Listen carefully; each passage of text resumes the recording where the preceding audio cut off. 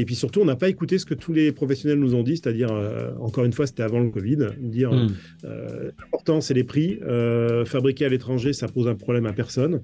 Il faut faire de la quantité. Et nous, on s'est dit, bah, on va justement pas faire ça parce qu'on ne se sentait pas dans cette histoire-là. Début du projet, en fait, pour faire le proto, on a mis un an. On a mis un an, pas parce qu'il faut un an pour faire un vélo. Moi, je suis persuadé qu'on peut faire beaucoup plus vite. Et la preuve, c'est qu'aujourd'hui, nous, on sort un vélo à peu près en 3 ou 4 mois. Donc, c'est plutôt un Ok. record par rapport à ce qui se fait en général. Mais il suffit de le vouloir et puis d'avoir des convictions très Hmm. fortes. Chez nous, un vélo, je vais être franc, hein, suivant les gammes, hein, parce qu'on a maintenant 6 modèles, mais ça dépasse les 4 000 € pour fabriquer un vélo chez nous. Bienvenue dans le podcast En roue libre. En roue libre, c'est le podcast qui affûte votre connaissance du monde du vélo.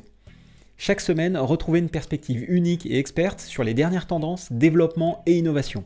Et découvrez des histoires inspirantes lors d'entretiens avec des professionnels de l'industrie. Je suis Antoine Taillefer et vous êtes En roue libre. En roue libre vous est présenté par Line, l'agence conseil 360 spécialisée dans le vélo. Si vous avez besoin d'un accompagnement pour monter ou développer un projet dans le vélo et la mobilité, faites appel à Line.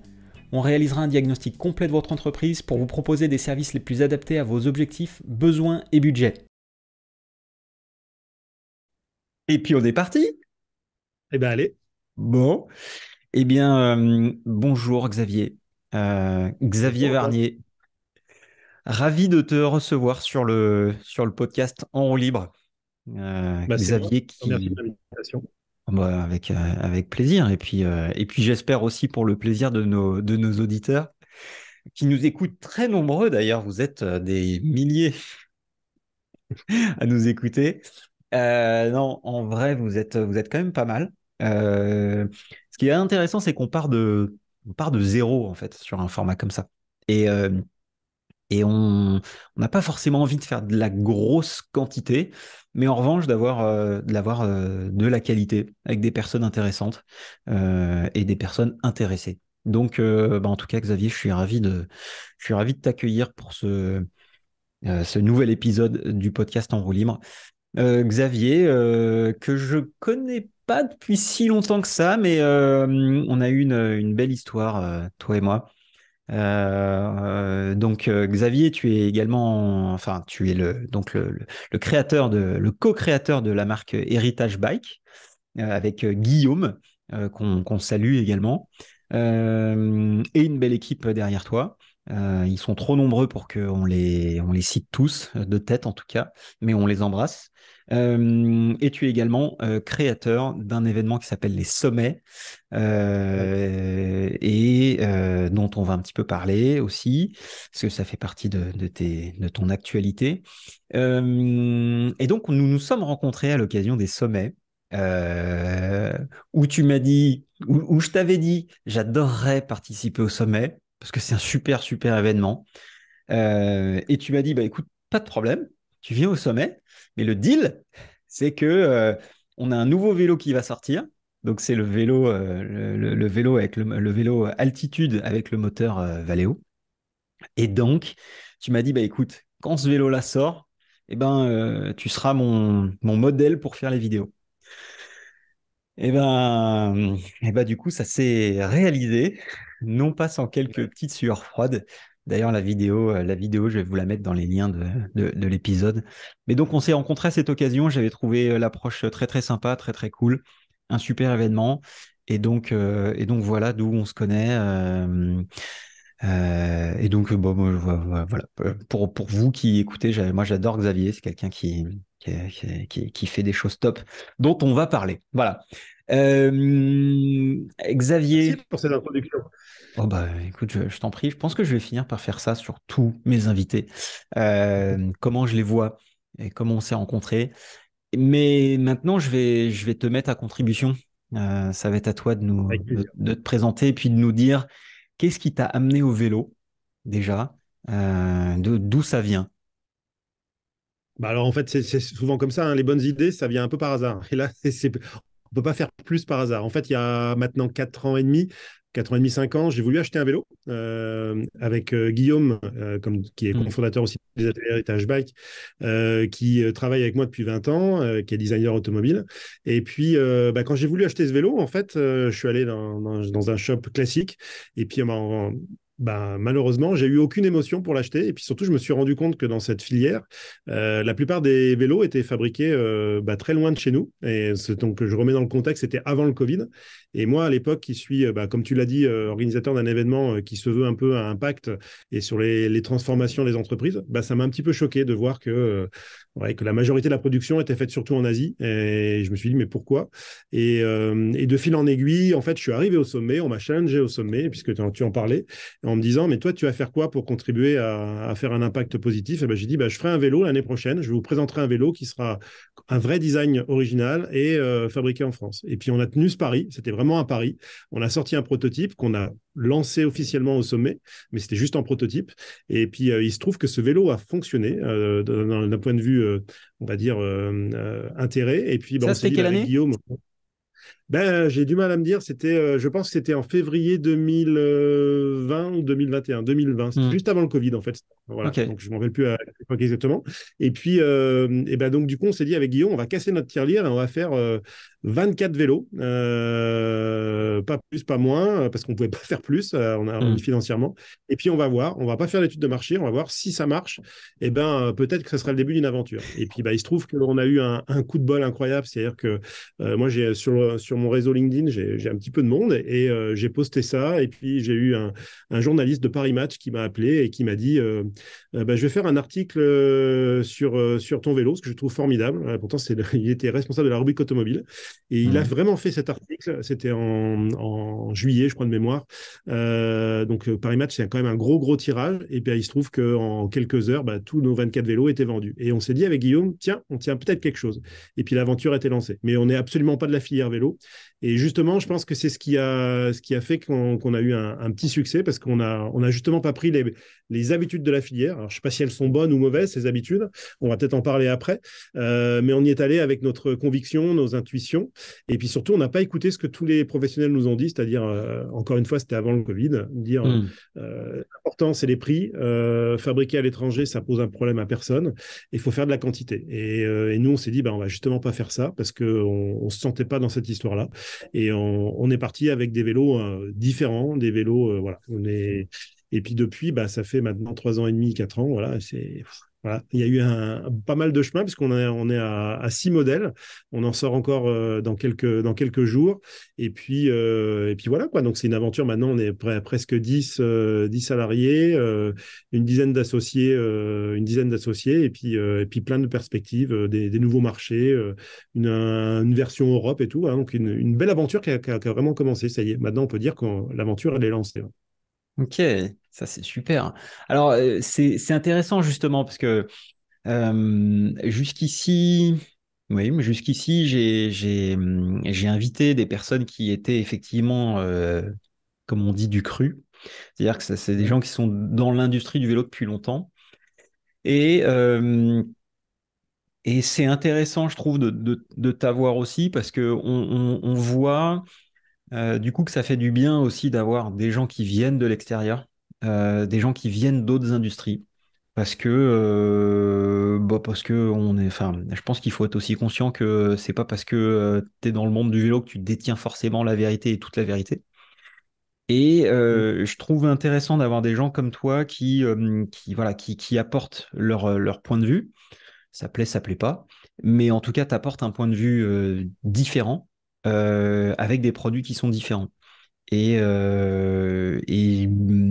y a effectivement encore plein de choses qu'on a à apprendre d'autres industries, notamment de l'automobile, de la moto, sur des modèles de distribution, sur de la qualité de service, sur de l'accueil, sur de l'expérience client.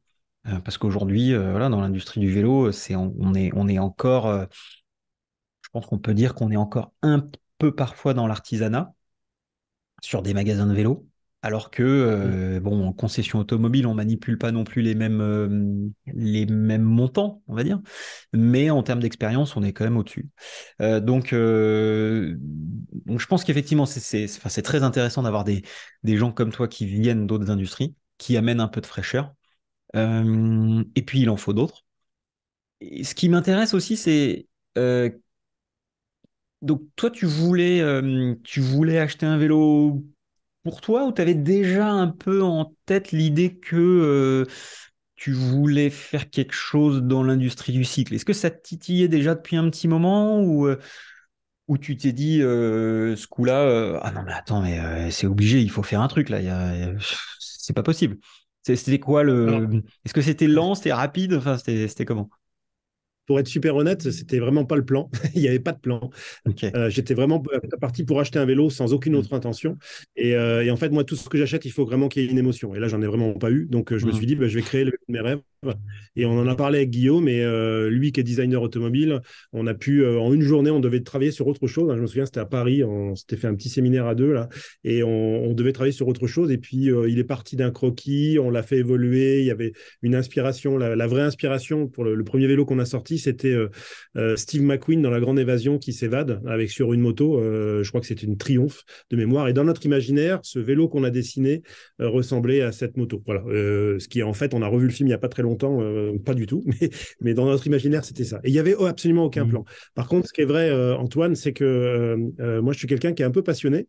Donc, je suis plutôt Peu. sur les démarrages de projets et les lancements de projets. Mm. Je suis pas trop mauvais là-dessus. Et en fait, j'ai trouvé il y avait vraiment quelque chose à faire et ça a été très rapide. Mais quand je te dis très rapide, c'était une décision qui s'est prise en quelques jours. Avec Guillaume, Mm. on s'est dit, on se lance, on y va. Voilà. Mais c'était vraiment, vraiment, vraiment ça.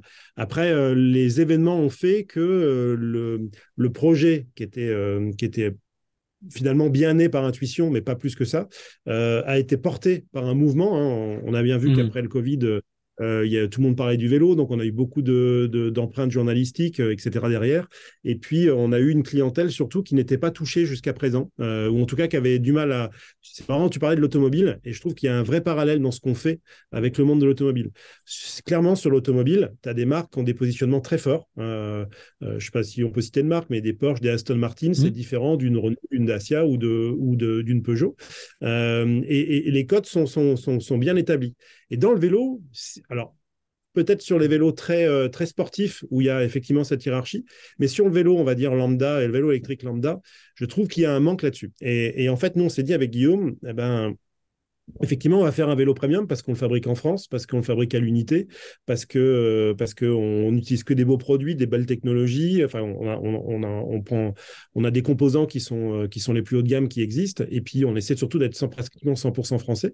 Et donc, ça a un coût. Donc, forcément, naturellement, on sera sur un positionnement premium. Et ben, allons jusqu'au bout de ce positionnement premium avec des services qui sont plus effectivement dignes de l'automobile. Mm. Un accompagnement, par exemple, nous, nos vélos, on les livre 100% monté et réglé. Ok. Il y a pas le guidon à monter, les pédales à monter, voilà, etc. Mais il y a plein d'autres choses qu'on fait. Et puis, on utilise aussi, ouais, effectivement, voilà, la plupart de nos vélos sont numérotés. Voilà, il y a tout un environnement. Les Mm. couleurs sont un peu différentes aussi. Voilà, il y a plein de choses qui sont différentes. Mais on a voulu faire ce parallèle. Et on s'est lancé, effectivement, très rapidement. Et puis, le projet s'est structuré, en fait, par la force des choses. Voilà. On l'a plutôt fait dans ce sens-là. Ok. En mode itératif, quoi. C'est ça, exactement. Et J'aime bien ça. intuitif. Et alors, c'est quoi pour revenir un petit peu avant ça, c'est quoi ton parcours, enfin, comment t'en es arrivé à ce moment, en fait? Bah, en fait, comme je te disais, je suis un peu passionné et donc la plupart du temps, et je suis toujours un petit peu un boulimique du temps et je trouve que les choses ne vont jamais assez vite. Alors je sais que c'est un problème, voilà, mais j'essaie d'en faire une force. Je suis quelqu'un qui dort peu et donc du coup, à chaque fois que j'ai une idée, plutôt que d'attendre que quelqu'un la réalise ou de trouver quelqu'un qui va la faire avec moi, bah, je suis plutôt tendance à me lancer, quitte à me planter. Je crois que j'ai pas trop compté, mais je pense que je suis à ma septième entreprise. Mhm. Et même quand j'étais étudiant, en fait, j'avais déjà une première petite entreprise pour financer des choses, etc. Et puis bon, voilà. Et donc, du coup, coup, voilà, mon parcours, il est plutôt là-dessus. Alors, je suis plutôt sur des plus petites entreprises, des entreprises très agiles qui sont plutôt sur des projets et où on va jusqu'au bout des projets. Les sommets en font partie, mais j'ai aussi une maison d'édition de livres encore aujourd'hui, donc rien à voir. Donc, toujours par cette passion. Par contre, sur l'actualité Atelier Héritage Bac, ça va tellement vite qu'on se structure beaucoup plus. Donc, c'est une entreprise qui ressemble vraiment à une entreprise, là, pour le coup. C'est un peu nouveau pour moi à ce niveau-là, mais c'est pas désagréable non plus parce que, comme tu disais, on peut peut pas citer toute l'équipe, mais tu vois, rien que ce mois-ci, on a 3 nouvelles personnes qui nous ont rejoints. Donc, ça va très, très vite. Et puis, on a un programme de développement qui est costaud. On double ou triple notre production chaque année, en fait. Donc c'est des enjeux différents chaque année. Voilà, et c'est super intéressant parce que le fait qu'on soit nouveau et qu'on soit sur un positionnement premium, on a cette chance formidable d'avoir des acteurs qui ne nous prennent pas du tout comme des concurrents et qui ont envie de travailler avec nous. Tu parlais de Valeo sur le moteur. Nous, ça fait presque 3 ans qu'on travaille avec eux et qu'on a une réunion hebdo avec eux, tu vois, sur Eurobike de 2021 et sur le CES de Las Vegas de 2021, c'était le vélo, leur moteur, la solution devait être présentée sur notre vélo. Donc, voilà, il y a plein de choses comme ça. On travaille avec Mavic, on travaille avec plein de gens et tout.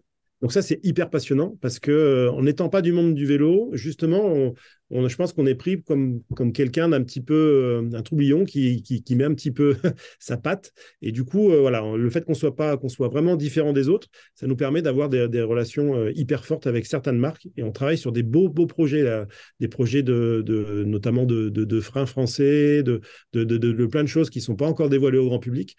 Et pour nous, c'est juste miraculeux, quoi. Carrément. Alors, on va reparler un petit peu de cette industrie française qui est en train de se dynamiser, de se structurer. Mais je voudrais aussi parler un peu avant ce qui m'intéresse, c'est qu'est-ce qui diffère, tu vas tout m'expliquer, mais enfin, tu me diras, mais qu'est-ce qui diffère d'une société d'édition où justement tu peux être en mode light, c'est-à-dire j'imagine que tu as plein de ressources, des éditeurs à distance. Enfin, c'est quelque chose que tu peux gérer à distance avec une équipe réduite en mode agile. Et là, tu te retrouves à devoir du coup monter une structure avec une équipe, une production, une usine, des fabricants. Enfin, et qu'est-ce que tu as mis en place de différent sur cette structure, sur cette entreprise, avec ce produit? Et qu'est-ce qui a été le plus gros changement par rapport à tes autres business en mode projet? Bah, je pense que c'est rentrer dans Et, le monde de l'industrie. Ouais, pardon. et alors je précise, non, excuse-moi, juste je précise pour orienter un petit peu la question. Je dis ça pour les gens qui se posent des questions sur monter un projet dans le vélo. Pour un peu illustrer en fait, comment on fait? Comment est-ce qu'on crée une marque de vélo? Comment est-ce qu'on démarre ça, en fait? Et comment est-ce que quelqu'un comme toi a démarré? C'est ça qui m'intéresse. Alors, c'est une histoire de rencontre, hein. Clairement, je pense qu'on ne serait pas allé jusqu'au bout si on n'avait pas rencontré le bon bureau d'études avec la personne d'Alex Giral, qui est un peu connu dans le monde du vélo, en premier. Thomas de Milk, qui est dans les Hautes-Pyrénées, Ouais. qui font des choses qui sont plutôt sur des prototypes à la base. Hmm. Et nous, on a mis un an pour faire du sourcing. En fait, le début du projet, en fait, pour faire le proto, on a mis un an. On a mis un an, pas parce qu'il faut un an pour faire un vélo. Moi, je suis persuadé qu'on peut faire beaucoup plus vite. Et la preuve, c'est qu'aujourd'hui, nous, on sort un vélo à peu près en 3 ou 4 mois. Donc, c'est plutôt un record par rapport à ce qui se fait en général. Mais il suffit de le vouloir et puis d'avoir des convictions très fortes et d'avoir Donc, surtout les bonnes personnes. pour Ouais, reprendre, c'est d'abord le rencontre. on commence avec un bureau d'études. On commence avec un bureau d'études ou des ingénieurs en interne.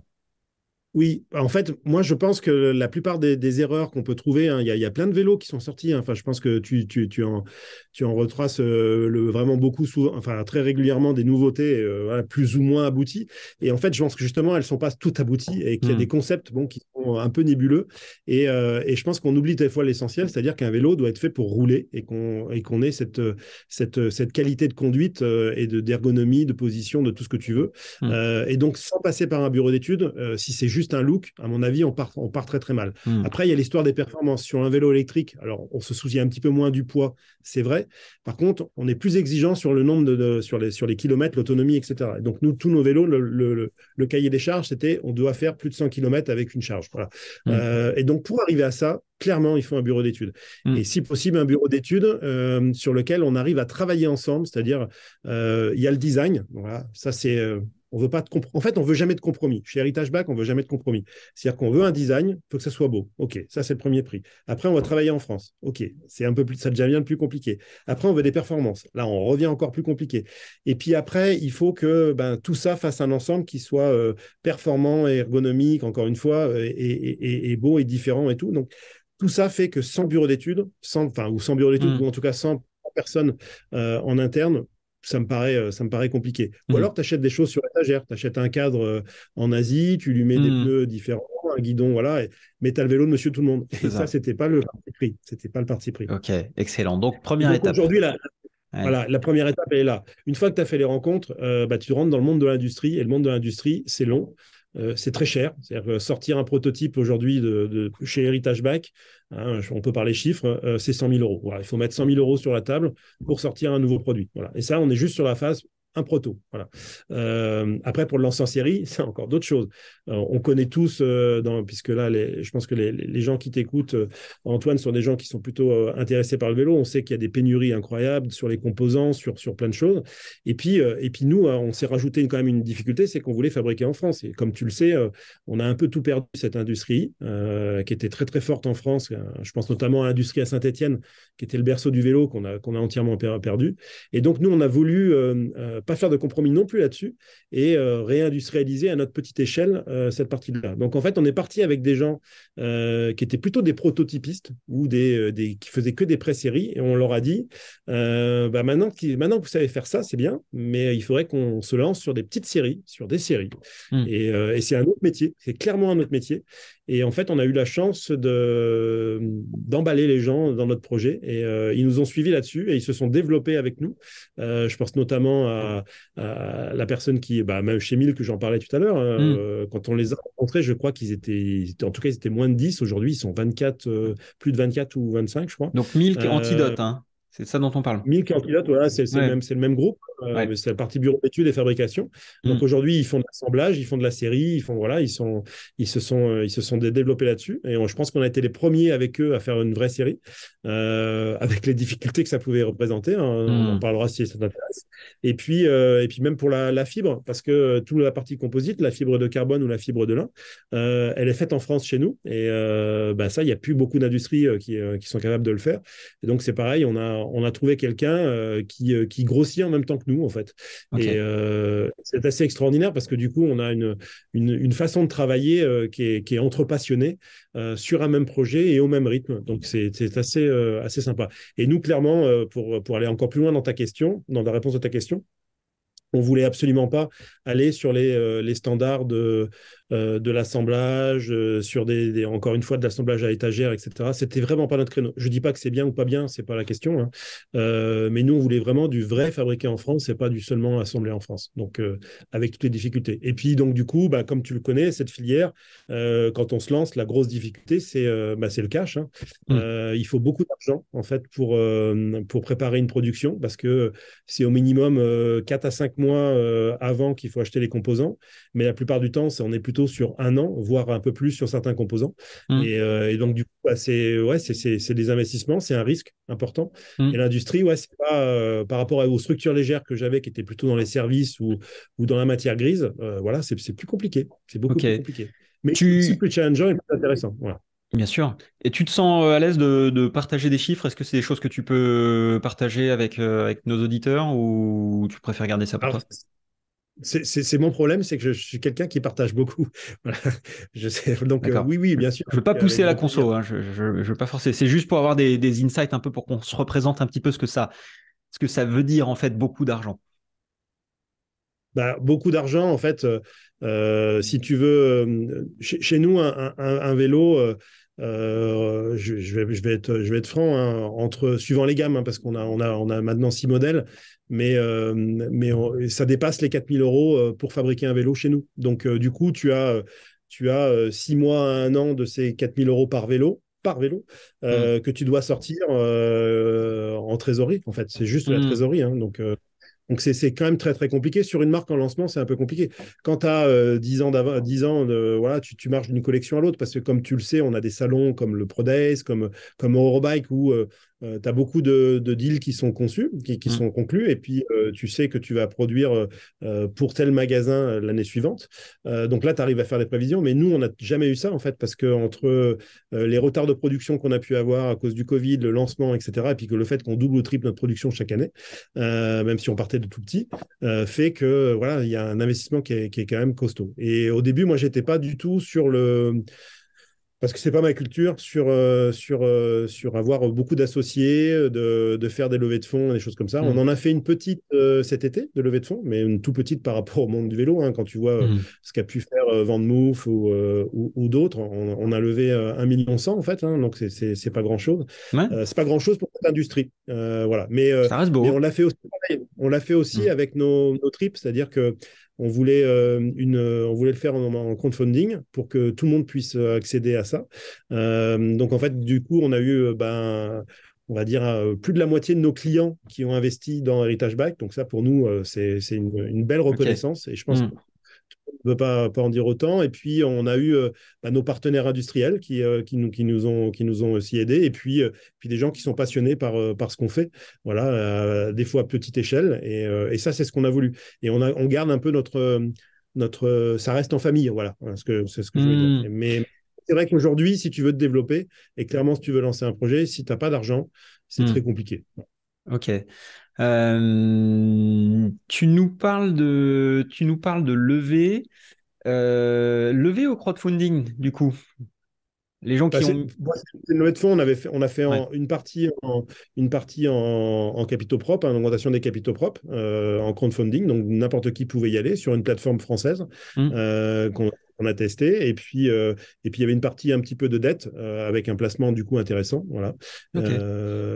Mais en fait, on a identifié tout. Voilà, on a un lien quasi avec je crois qu'on est je sais plus si on est 72 ou 82 Hmm. participants à cette campagne. Et je pense qu'on a un lien quasi avec D'accord. chacun. Ok. Génial.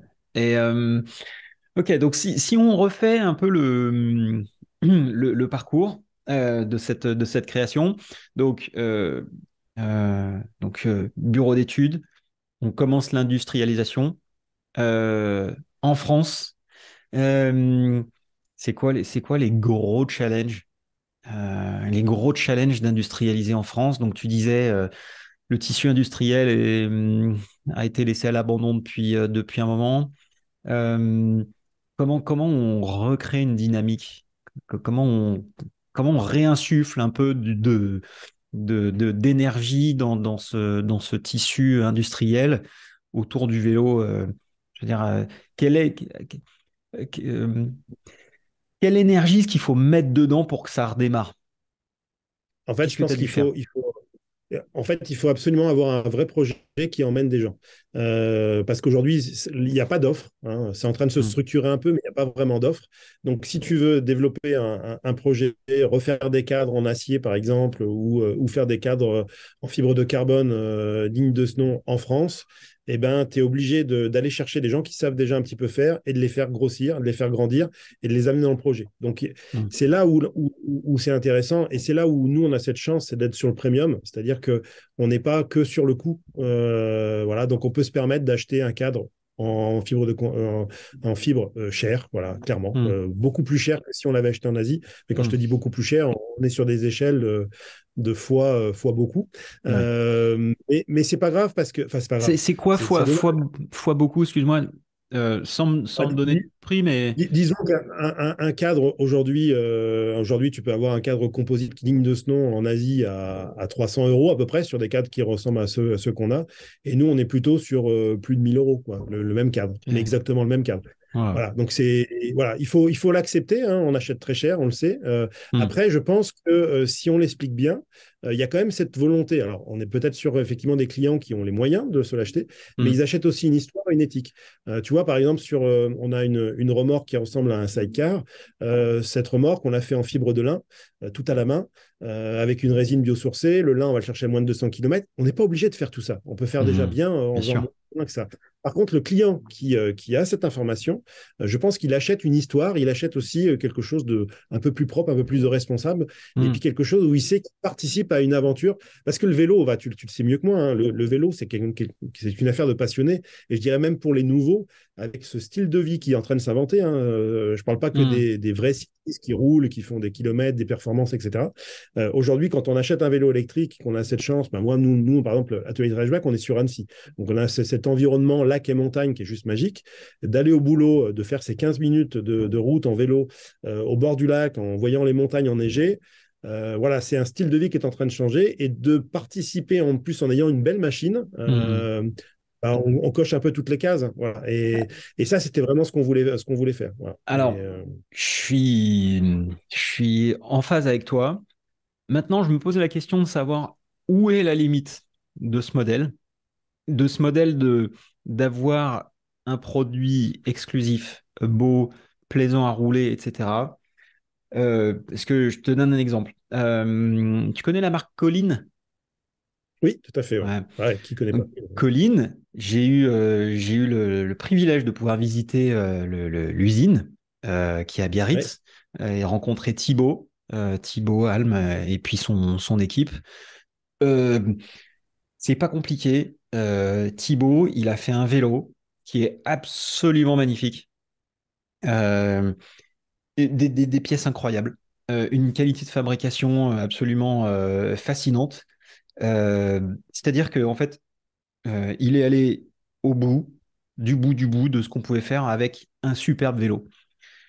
Le revers un peu de la médaille, c'est que c'est tellement jusqu'au boutiste, c'est tellement beau que limite c'en est un peu trop et que du coup, bah, le prix de vente s'en ressent. Et la marque Colline a jusqu'ici, à l'heure où on se parle, Colline a été reprise par le groupe Rebirth de Grégory Trebal pour justement l'aider à se développer. Mais le market fit n'était pas encore là. C'est-à-dire que le produit était peut-être trop en avance par rapport aux besoins, aux demandes du marché. Et très clairement, c'était presque des trop beaux vélos pour la clientèle vélo. À quel Ouais, je moment est-ce partage que pas ton avis. Ouais. Ouais, non, en fait, moi, je me base simplement sur comment dire, là où en était la marque, c'est-à-dire bah, des difficultés à vendre ces vélos. Euh, Oui, mais je pense que tu as raison. En fait, la base, c'est que, Colline, je suis d'accord avec toi sur la qualité, etc. Pour moi, c'est un cas d'école. C'est des vélos qui sont très bien faits, voilà, il y a une vraie patte et tout. hmm, Mais le problème de départ, c'est que je pense qu'ils étaient un peu trop en avance, peut-être par rapport à un marché qui était un peu émergence, notamment sur hmm, le vélo électrique. Nous, on a beaucoup la plupart de nos clients sont des gens qui reviennent au vélo à partir de maintenant, en fait, qui ok. n'avaient pas un vélo, qui n'ont pas remplacé leur vélo. Et donc, je pense il y a déjà un effet de marché. Colin n'est pas tombé sur le bon timing, à mon avis. Hmm. Le deuxième chose, je ne pense pas que ce soit le prix, contrairement à ce que tu disais. Je pense que Ouais, le prix n'est absolument pas un problème.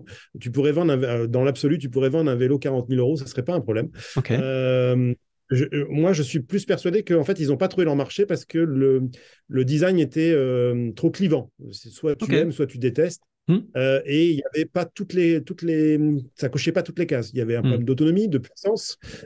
C'était un vélo qui était effectivement vraiment fabriqué en France avec des pièces qui étaient, je suis d'accord avec toi, en usinage, qui étaient juste waouh, hein, qu'on voit rarement dans le vélo, hein, Et clairement. puis, cadre Qui sont carbone très haut de gamme. fabriqué à Biarritz, hein. Exactement, non, mais c'est super, Hmm, la démarche super. Mais moi, par exemple, tu vois, je te disais tout à l'heure, j'ai pas réussi à trouver un vélo. J'aurais très bien pu acheter ce vélo-là, mais ce hmm, vélo-là me plaisait pas esthétiquement me plaisait ouais. pas. Pour moi, il Hmm, était un peu vieillot, hmm, voilà, il était fatigant. Et je pense qu'il y a eu ça. Et puis il y a tout oublié quelque chose de très très important et qui est peut-être pas même le plus important, c'est hmm, trouver son marché et donc du coup la distribution. Et je pense que la oui. distribution de Colline est le point faible de Colline. Voilà. Donc Hmm. mais c'est mon avis. Après, je sais absolument pas ce que le nouveau groupe va faire de cette marque. Hmm.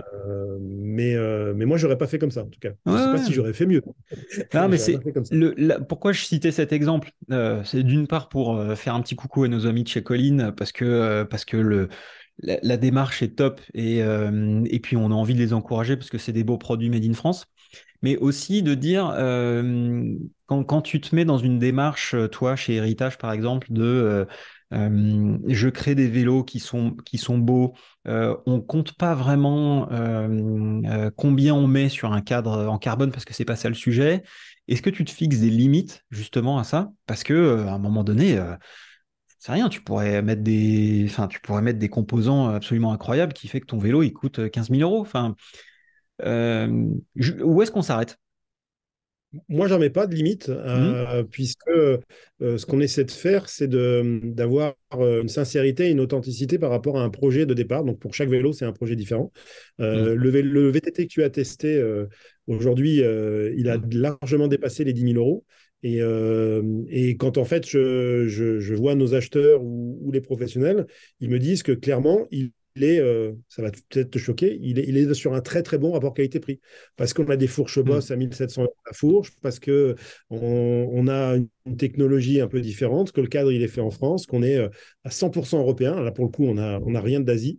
Et que, en plus, le vélo est bien né. Et que toi, tu avais testé le premier prototype. Aujourd'hui, là, on passe en série. Et le Hmm. vélo, il a évolué. Que Et j'ai en hâte fait, de quand tu tester d'ailleurs. ouais, ouais, il faut que tu viennes le tester sans l'abîmer. Euh, maintenant, on en a plus, donc tu vas pouvoir peut-être plus jouer avec. Mais je ne l'abîmerai pas Voilà, pour et autant. je te remercie. Non, mais en fait, il n'y a pas de limite de prix à partir du moment où je pense Hmm. qu'on fait des marges qui sont très, très inférieures à la plupart de nos concurrents, hein, mais vraiment très, très inférieures. Donc, on ne vole pas le client et le client le sent et il sent la démarche. Et on est sur une clientèle un peu exigeante qui a envie d'avoir, mais tu vois bien tu prends par exemple les montres. Hmm. Euh, je ne vais pas dire le prix de ma montre, mais il y a beaucoup de gens dans mon entourage qui ont des montres qui dépassent les 50 000 euros. Tu vas dire c'est exactement la même heure, hein, elle va pas plus vite, pas moins vite, Hmm. voilà, et juste voilà, et ça pose aucun problème parce que derrière on sait qu'il y a un mouvement El Primero, un mouvement, enfin voilà, il y a quelque chose derrière. Sur la voiture, il n'y a pas de limite aussi. On voit bien que sur les voitures, nous on est vendu souvent dans des concept stores de voitures de luxe. Hmm. Euh, voilà, il n'y a pas de limite. Il n'y a pas de limite. À partir du moment où tu Hmm. te fais plaisir. Et c'est là où je ne veux pas me fixer de limite. C'est-à-dire qu'on n'est pas sur une recherche absolue de techno, de composants très haut de gamme. On fait simplement, à chaque fois qu'on est sur un concept de vélo, on essaie de faire le vélo de nos rêves. Voilà. Et on se dit, est-ce qu'on peut le produire? Et si à partir du moment où on peut le produire, eh ben on le sort parce qu'on se dit que si nous, ça nous a fait rêver, ça risque de faire rêver d'autres personnes aussi. Voilà. Hmm. Notre limite, elle est là. Je trouve ça dingue de pouvoir se dire, à partir du moment où ça nous fait rêver, nous, ça peut faire rêver d'autres personnes. Enfin, je veux dire, si tout le monde pouvait appliquer ça, il y a un sacré paquet de boîtes qui pourraient se créer. Et il faut avoir le nez. Enfin, je veux dire, c'est là où ta démarche est top. C'est qu'il faut avoir le nez. Faut quand même trouver sa clientèle, son segment de marché, enfin, sortir un truc qui se vend, quoi. Et du coup, j'imagine quand même que sortir le vélo de tes rêves avec, j'en sais rien, un budget illimité, ça doit quand même à un moment se confronter à un marché de gens qui sont susceptibles d'acheter, même si ce que tu es en train de me dire, c'est que bah en fait, tu vas pas voir ces gens-là qui vont aller chez nos amis de chez Cyclable ou Boutifique, Culture Vélo, tout ça. Tu vas voir des gens qui vont avoir un coup de cœur pour ces vélos-là. Mais justement, enfin, que je trouve intéressant, c'est comment est-ce que tu te dis, parce qu'à un moment, tu te dis, non mais en fait, nos clients aujourd'hui n'existent pas, enfin, d'une certaine manière. C'est-à-dire que personne nous demande ces vélos. Donc, on va créer un truc pour des gens qui ne nous demandent pas de vélo. Donc, en fait, potentiellement, il n'y a pas de marché. Et en fait, tu crées un truc from scratch sur une demande qui n'existe pas de manière concrète. Et en fait, finalement, tu finis par créer la demande. Bah, si je peux Il prendre un parallèle faut... pour pas vexer les gens du vélo, c'est un peu comme, alors à toute proportion gardée et vraiment sans vouloir se prendre la tête, mais si tu regardes sur la voiture électrique par exemple et l'arrivée de Tesla qui a changé tout, Tesla a rendu concret un besoin qu'il n'était pas il y a 2 ans auparavant Hmm. sur une population, notamment une population qui a un petit peu les moyens, des chefs d'entreprise, des professions libérales, etc., qui voulaient ne plus justement avoir la dernière Porsche, la dernière voiture thermique ou le gros 4x4, et qui s'est dit, ben, avant, la voiture électrique, ça ne m'intéressait pas. Enfin, il n'était même pas dans la cible. Là, ça coche toutes les cases. La voiture, elle est Hmm. performante, elle est sensiblement haut de gamme. Donc, du coup, pour mon rang social, si je vais volontairement, j'en fais des tonnes là-dessus, mais si je vais à mon club de golf avec une Tesla, j'aurais pas à rougir par rapport à celui qui a la dernière Lamborghini Ouais. ou Ferrari. Et c'est comme ça que ça a marché, en fait. Hmm. Et si tu regardes, voilà, je vais faire un parallèle avec mon ami que je ne connais pas, Marc Simoncini, qui avait lancé Angel en disant il y avait le téléphone, il y a eu l'iPhone, il y avait le vélo, il y a l'Angel. Ben, ça me fait penser à ça. L'iPhone, c'est exactement ça. Qui aurait dit il y a 20 ans, les gens vont acheter un téléphone plus de 1 000 € et en plus, en sont contents. Voilà. Sur lequel il n'y aura pas En de fait, touche. Hmm. exactement. Donc, en fait, je pense que il faut pas trop réagir comme ça parce que sinon, on n'avance pas trop. Et puis, surtout, on a la même stratégie que son voisin. Et une stratégie qui est identique, enfin, moi, là, c'est le businessman qui te parle, mais Hmm. si une stratégie est identique à celle de ton voisin, c'est que c'est pas une stratégie. C'est une Hmm. copie, mais c'est pas une stratégie. Une vraie stratégie, c'est qu'il faut avoir un élément différenciant. Hmm. Alors, je cherche pas à être différenciant pour être différenciant, mais je pense que en étant nouveau venu, on a cette possibilité, n'étant pas de la filière vélo, de ne pas voir les difficultés de la même manière. Voilà. Hmm. Avec Euh, un œil neuf, quoi. Exactement. Par contre, ça Hmm. n'empêche pas qu'on essaie de réduire petit à petit les coûts pour proposer des vélos de plus en plus attractifs tout Bien en sûr. restant dans notre premium. Hmm. Tu vois, Oui. par exemple, sur les 2 premiers vélos qui n'ont rien à voir, hein, c'est le héritage Origine et le héritage Heroes. Si tu regardes bien, c'est des vélos qui se ressemblent absolument pas. Et pourtant, les tubes sont exactement les mêmes. Ils sont Hmm. simplement inversés, mis dans l'autre Ok. sens. Et en fait, ça fait un vélo différent. Et donc là, du coup, on a gagné en productivité et en coût. Voilà, ça ne nous empêche pas d'être créatifs là-dessus. Hmm. On ne cherche pas à dépenser pour dépenser. Mais en tout cas, on n'est pas freiné par ça. Et je pense qu'honnêtement, moi, je vois dans les skis, dans les fringues, enfin, dans tous ces marchés-là, quand quelqu'un, on voit, se fait plaisir et voilà, ça se transmet et on a envie d'acheter. Enfin, Hmm. aujourd'hui, tu vois, on est quand même, on a beaucoup de débats de dire on devrait acheter moins pour la planète, pour plein de choses, etc. Puis si on possède trop, le côté matériel, c'est pas forcément ce qu'il devrait faire. Et ben, je me dis que ben il faut peut-être mieux acheter moins, mais acheter mieux quand on peut le faire. Hein, on est bien d'accord. Hein.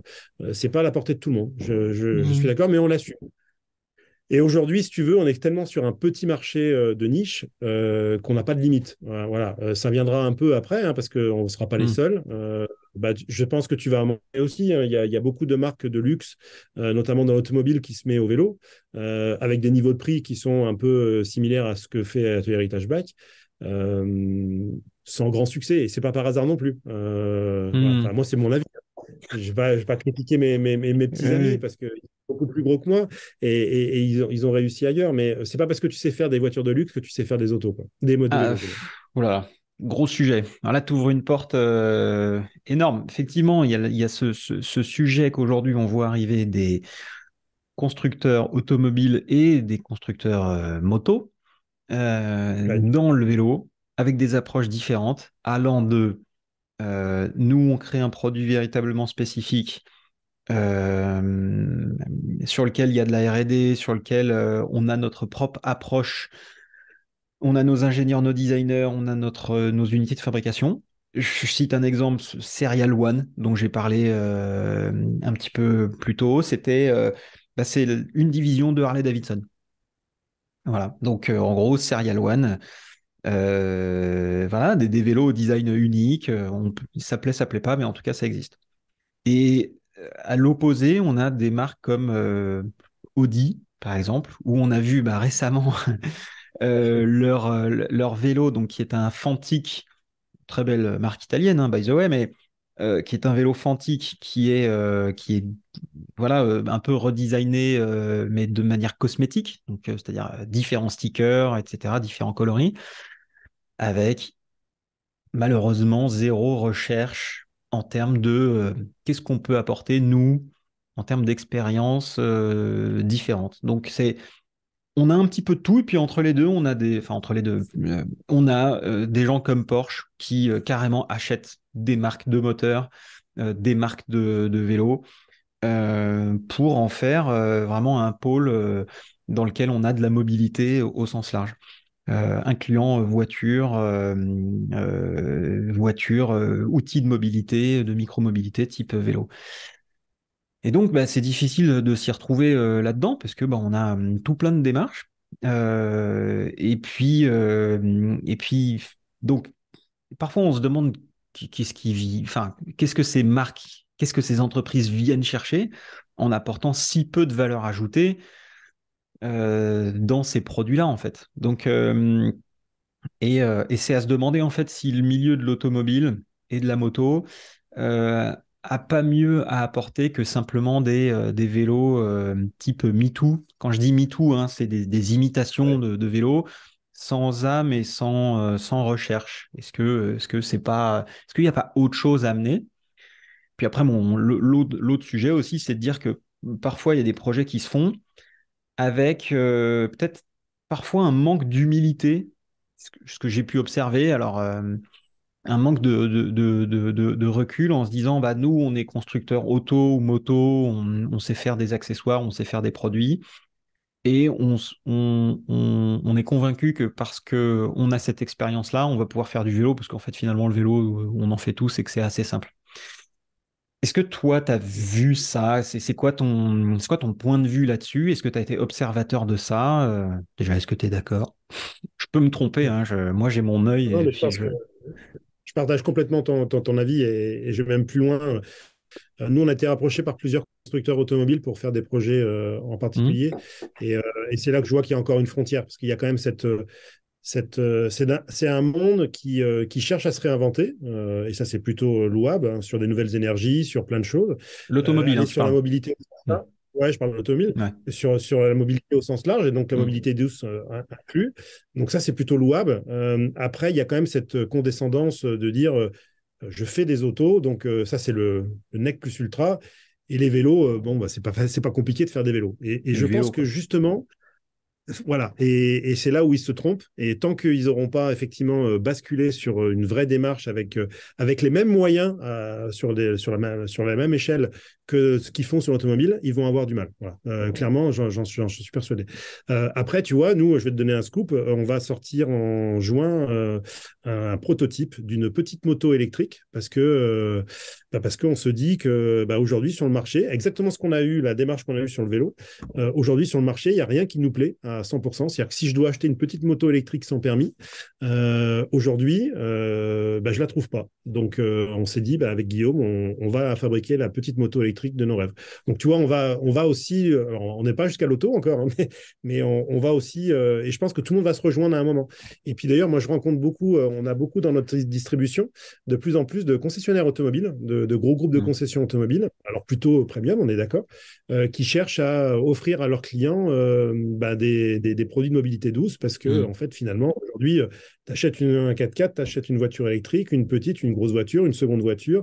Une moto, un vélo, ça peut être au même endroit, en fait. C'est pas forcément stupide, quoi. Et du coup, voilà, on se dit que s'ils viennent nous chercher, nous, alors qu'il existe plein de solutions de leur propre marque, c'est que ça, aujourd'hui, ils ne sont pas encore arrivés à sortir des vélos dignes de ce nom, en tout cas, qui correspondent, qui ne soient pas déceptifs par rapport à leur marché. Parce que Hmm. tu parlais de Porsche, ils sont très offensifs là-dessus, ils sont en train d'avancer très vite, et c'est très bien. Mais je pense qu'aujourd'hui, ce qui a été proposé jusqu'à présent, un Porschiste, un vrai Porschiste, qui achète cher un vélo Porsche, aujourd'hui, il voudrait retrouver le même univers. Et aujourd'hui, ce n'est pas Hmm. encore abouti. Ouais. Et à côté de l'expérience, en parallèle de l'expérience d'utilisation du produit, qui effectivement est difficile. C'est-à-dire, comment est-ce que je retranscris l'ADN d'une marque comme Porsche, BMW, Audi dans un vélo? C'est quoi l'expérience en fait? Bon, est-ce que c'est un VTT? Est-ce que c'est un... Bon, difficile. Mais en parallèle de ça, il y a aussi le côté service, c'est-à-dire au salon, au magnifique salon de la mobilité de Lyon, j'ai rencontré des concessionnaires Ducati Oui. qui avaient vendu les vélos Ducati. Et en fait, c'est très compliqué pour eux parce qu'ils sont absolument pas formés à la mécanique vélo. Le client qui vient pour et c'est valable pas que pour un Ducati, hein, mais pour d'autres marques, mais c'est juste un exemple. C'est le client, effectivement, il achète ce vélo-là parce qu'il s'achète une moto ou une voiture à 25-30 000 euros et puis qu'à la limite, le concessionnaire lui dit, bah écoute, si tu me...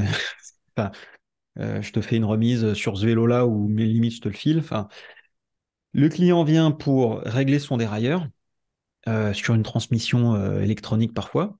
Ben, le concessionnaire, il sait pas faire ça. Enfin, Et régler les suspensions quand c'est, j'en sais rien, du Hollins ou du Boss, imaginons que c'est en concession automobile. Mais les mecs savent pas faire. Donc ça, c'est une grosse difficulté aussi, une grosse limite Après, du modèle. oui, ils Parce savent pas que... faire parce qu'on les oblige pas à le faire. Tu vois, par exemple, nous, on Hmm, vient de mettre en place une série de toute notre gamme en fait sur une concession alpine dans l'est de la France. Il y a un vendeur spécialisé qu'on a ok. formé et qu'on est en Mhm. train de continuer à former avec quelqu'un qui l'aide derrière. Et à l'atelier, c'est pareil. C'est-à-dire que nous, sur Mhm. notre vélo, boîte de vitesse automatique, il y a une vidange à faire en entretien, comme sur une auto. Et ben, il se trouve qu'en plus, les tutos de Valeo Mhm. pour ça sont au vélo, donc c'est assez pratique. Mais il suffit de le former. Et nous, on a Mhm. exigé, en fait, que, OK, vous prenez nos vélos, on est très fiers, on pense qu'il y a des choses à faire ensemble, mais il faut aller jusqu'au bout. Nos clients, ça ne doit pas être une déception sur l'expérience sur le long terme. Ok. Et en fait, ils ont trouvé ça très, très bien. Et je pense que c'est justement ça le problème, c'est-à-dire que toutes les marques automobiles qui ont fait un vélo en se disant, en faisant de la cosmétique, comme tu dis, il n'y a pas eu de vrai projet. En fait, c'est Mhm. parachuté et c'est pas abouti. Et parce que justement, c'est un sous-ensemble de la mobilité. Alors qu'en fait, je pense que le vélo, c'est absolument pas un sous-ensemble. Et puis quand quelqu'un achète, un Porschiste achète un vélo Porsche, il doit avoir cet environnement Porsche parce qu'il pense acheter ça. Donc, ou alors il faut Mhm. lui expliquer que c'est pas comme ça. Ouais, ouais, non, mais Mais c'est à mon avis une limite du développement de ces, enfin, du vélo dans l'industrie, dans l'univers auto et moto. Et je pense qu'il va falloir de la formation. Je ouais. pense qu'il va falloir de la formation. D'ailleurs, ça me donne une idée. On s'en reparlera plus tard. Mais alors, je voudrais revenir un petit peu au vélo. Et tout à l'heure, tu nous as un peu teasé sur la partie difficulté. J'aimerais entendre quelques histoires. C'est quoi, qu'est-ce que tu as eu comme galère, difficulté, truc où tu t'es arraché les cheveux ou est-ce que tu peux nous parler de deux, trois trucs Ouais. croustillants Ouais. Si on a 2 heures là, parce on a beaucoup d'exemples, hein. Vas-y, Le vas-y. premier exemple, c'est juste à la sortie du Covid, c'est le réassort, nous, sur nos moteurs. À l'époque, on était équipés en Shimano. Mhm. Et là, on passe de 3 mois de délai à 2 ans et demi. Voilà. Et donc, quand toi, parce que tu as voulu faire les choses bien, tu n'as pas juste posé une batterie en faisant 2 trous sur un cadre et puis un moteur que de par-dessous, que tu as tout intégré, que tu as fait l'homologation de ton vélo, etc. Et que voilà, il a un centre de gravité très bas parce que tout est intégré, tu peux pas changer de référence. Mhm. Et ben là, qu'est-ce que tu fais? Tu es industriel, tu as des clients, voilà, t'as fait le vélo, ils rencontrent un succès, tu dois juste les refabriquer et tu attends 2 ans et demi, c'est pas possible. Donc là, ça a été une galère incroyable et je pense que avec du recul, hein, parce que sur le coup, on l'a mal vécu, on avait deux solutions. C'était soit se dire, ben voilà, l'aventure, elle est mornée, en fait, voilà, c'est fini. C'était une belle aventure, on a bien rigolé, mais c'est pas pour nous, on n'est pas assez solide, on n'a pas les ressources pour le faire. Soit justement, on va se servir de ça en se disant, ben, en fait, le moteur Shimano, il vient d'où? C'est une boîte japonaise. OK. Pourquoi on n'a pas pris un moteur français? Ah, ben, en fait, il n'existe pas vraiment de moteur français. Et là, il se trouve que Valeo, on avait été un petit peu contacté avec eux. Et ben, on s'est dit, on fait un pari. On sera peut-être les premiers à faire des vélos de série avec eux. C'est hyper risqué parce qu'ils peuvent avoir du retard. ils en ont eu. Il peut y avoir des problèmes de développement, ils en ont eu. Mais si tu veux, nous, on était militants sur le côté Made in France, et en fait, on avait fait des impasses. Des impasses en prenant un moteur Shimano, qui est un moteur très bien, il n'y a pas de souci. Et ben là, en fait, on s'aperçoit qu'avec la mondialisation, première crise, et ben, paf, le client petit héritage bike, il passe après tous les gros qui ont fait du surstock, qui ont commandé, etc. Et ben ça, c'est justement ce qu'on veut pas. Enfin moi, d'acheter des choses à l'autre bout du monde, d'être dépendant de gros comme ça, c'était pas ce qu'il nous fallait. Donc on pouvait pas développer notre propre moteur. Donc la solution Valeo, elle est arrivée. Et tu vois, sur tous les autres composants, on a essayé de faire ça à chaque fois. Des galères, on en a eu plein. On a eu beaucoup de retard de production parce sur un vélo, sur une BOM, il peut y avoir jusqu'à 300 pièces. Il suffit d'une pièce pour que le vélo ne sorte pas. Et voilà, ça, on l'a eu. On l'a eu comme tout le monde l'a eu. Hein, voilà. Après, honnêtement, on n'a pas retenu ça. Pourquoi on n'a pas retenu ça? Parce qu'on était nouveau, parce qu'on était naïf, parce qu'on avait cette passion et cette fougue qui nous a permis de pas vivre la chose trop négativement. Et puis surtout, c'est on avait un succès commercial. Tu sais, les premiers vélos qu'on a vendus, qu'on a livrés avec Guillaume, on s'est dit, ça va être un peu fastidieux, mais on va faire le tour de France. Moi, j'ai un Land Rover avec une remorque Heritage Bike et on va livrer chacun de nos clients. Vraiment, chacun de nos clients. Pour les rencontrer, pour comprendre qui sont nos clients, etc., etc. Et ça, je pense que ça nous a beaucoup aidé. C'est la meilleure étude marketing qu'on puisse faire. Et puis, la récompense qu'on a eue, c'est dès l'été suivant, on a eu, pas la majorité, mais on a eu quand même vraiment beaucoup, je pense que ça se compte en plusieurs dizaines, de nos clients qui nous ont réécrit en nous envoyant quelquefois des photos d'eux sur la promenade des Anglais, en Ardèche, de leurs vacances avec notre vélo. Voilà. Et ça, je me dis, il y a un sentiment d'appartenance à la marque, une marque en création, mais qui est juste waouh. Avec Guillaume, c'est quelque chose qui nous fait plus de satisfaction. C'est même encore plus beau qu'un chiffre d'affaires, en fait. Ouais, et ça remplit le feed Instagram aussi. Exactement, exactement. D'accord. Donc oui, effectivement, là, tu as pris conscience que le modèle de sourcing global, avait ses limites. Tu as écouté tes clients et c'est ce qui t'a poussé à, à prendre le risque, du coup, de te fournir auprès de fournisseurs français. T'étais pas le seul, hein. Après, vous êtes beaucoup en contact avec Jérôme Mortal aussi Oui, bien sûr, bien sûr. d'Ultima, justement sur ce projet parce que toi, j'imagine que tu pouvais pas non plus être complètement le seul à travailler sur ce moteur. Et puis que Jérôme, comme il avait travaillé dessus aussi, ça doit pouvoir aider. Comment Ouais. est-ce que, vous avez bossé ensemble? Comment est-ce que vous bossez toujours ensemble? C'est quoi les collaborations entre différentes marques? Qui sont-elles? Enfin, quelles sont-elles? Euh, ouais, j'aimerais que tu nous parles un petit peu de ça, de comment vous vous êtes organisé justement pour travailler, avancer et faire avancer ce projet, dont on le rappelle, c'est le moteur Valeo avec la boîte de vitesse intégrée et Figure. Donc on salue tous les gens de chez Valeo et Figure. Voilà, comment vous êtes organisé, structuré, comment est-ce que vous avancez, comment est-ce que vous travaillez ensemble? Écoute, j'aime bien que tu poses cette question parce que je trouve elle est un peu unique dans le monde du vélo. Alors peut-être parce que c'est souvent des nouveaux entrants ou en tout cas des marques jeunes, mais on a dès le début de collaborer et échanger énormément sur nos difficultés, mais aussi sur nos succès, ce qui était plutôt rare. C'est-à-dire qu'on s'est refilé, voilà, on a même fait un Eurobike l'année dernière ensemble, hein, trois marques, donc la marque Cavalerie Oui. VTT très, très pointue, notamment en descente, qui appartient à Figure. Ultima Mobility de Jérôme Mortal, qui était anciennement chez Valeo. Et puis nous. On pourrait se dire, trois marques, trois univers complètement différents. Qu'est-ce qu'ils font ensemble? En fait, c'était assez naturel parce que justement, ce côté militantisme de faire des vélos atypiques qui nous est propre, avec un positionnement très, très différent de ce qui se fait jusqu'à aujourd'hui, avec de l'innovation, avec ce lien, avec ce moteur Valeo, et le Made in France, ben, faisait que ben, voilà, on avait plein de choses à partager. Et le fait qu'on soit justement pas issu de la filière vélo, on s'est pas vu comme des concurrents, on s'est juste vu comme des gens qui étaient dans le même bateau et qu'on avait Mhm. une mission quelque part. Si on voulait faire développer nos marques, il fallait pas qu'on reste seul.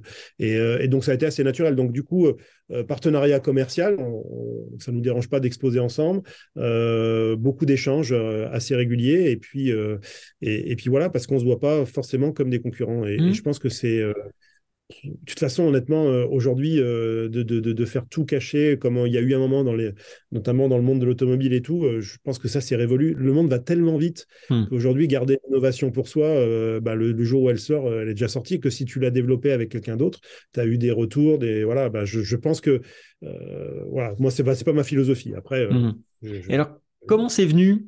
Vous vous êtes dit, enfin, qui vous avez, enfin, comment ça s'est passé? Comment vous êtes organisé? Vous vous êtes rencontrés sur un salon, vous vous êtes dit, ah bah tiens, nous, on bosse tous avec Valeo, ou Valeo vous a mis en contact? Enfin, c'était quoi Alors, le... à la base, c'est Jérôme Mortal, Ouais. donc, qui était anciennement patron de cette business unit Mhm. du moteur Valeo, voilà, ancien de l'automobile, qu'on ne présente plus, puisque tu as fait en plus un podcast très sympathique avec lui que j'ai écouté. En fait, c'est lui qui nous a contactés parce qu'il avait vu l'article dans Paris Match, hein, Mhm. toujours le même, hein, et Ok. qu'on était connectés sur LinkedIn. Et il m'a contacté une fois en disant il y a peut-être quelque chose à faire ensemble. C'était au tout début, hein, ils n'avaient même pas sorti encore un proto. On s'est rencontrés, alors c'était pas en plein Covid, donc on a fait des visios, et après on s'est rencontrés en vrai. Et puis nous, petits, tout naissants dans le vélo, approchés par un mastodonte comme Valeo, hein, parce que je crois que c'est encore la boîte en France qui dépose le plus de brevets, hein, je crois qu'ils sont plus de 100 000 salariés, donc c'est juste énorme. Et Mhm. ben en fait, ça s'est fait assez naturellement parce que Valeo étant une boîte d'ingénieurs, et nous étant plus une boîte, alors maintenant il y a de plus en plus d'ingénieurs chez nous, mais à la base plus une boîte de concept et de porteurs de projets, on avait des choses, paradoxalement, hein, malgré la différence de taille, on avait des choses à s'apporter. Clairement, sur notre premier vélo, quand ils nous ont mis leur premier display, ils étaient tout fiers de leur display. Et nous, la première chose qu'on leur a dit avec Guillaume, c'est ah non, mais ça sera jamais sur notre vélo. Bah, pourquoi? C'est moche. Bah oui, mais enfin, ça résiste à. Voilà, c'est étanche, c'est ergonomique, c'est machin. Oui, mais Mhm. c'est moche. Et c'est tout bête, mais ce dialogue très direct qu'on avait parce qu'on n'avait pas on n'était pas concurrents, Ouais. je pense que ça a permis à chacun, on a fait beaucoup de bêta tests en fait avec eux, de vouloir les intégrer. C'est tout bête, hein, mais nous, nos vélos sont quand même dans le détail, hein, même pour tenir un garde-boue avec le cadre, on met une petite, ça se voit à peine, hein, une petite pièce de cuir qui est faite main, etc. Donc là, forcément, il fallait que l'intégration de la batterie et le moteur soit le plus joli possible. Donc nous, Mhm. on a donné beaucoup de retours sur l'intégration de tout ça. Alors, ils ne nous ont pas toujours écoutés, hein, malheureusement, mais je pense qu'on en a fait progresser. Et inversement, nous, ils nous ont fait progresser aussi dans une logique d'industrialisation. Parce que Mhm. quand on demande à Jérôme Mortal qu'est-ce que tu penses de tel investissement, de cette sous-traitance ou pas, bah, avec sa vision de l'automobile plus chez Valeo, bah voilà.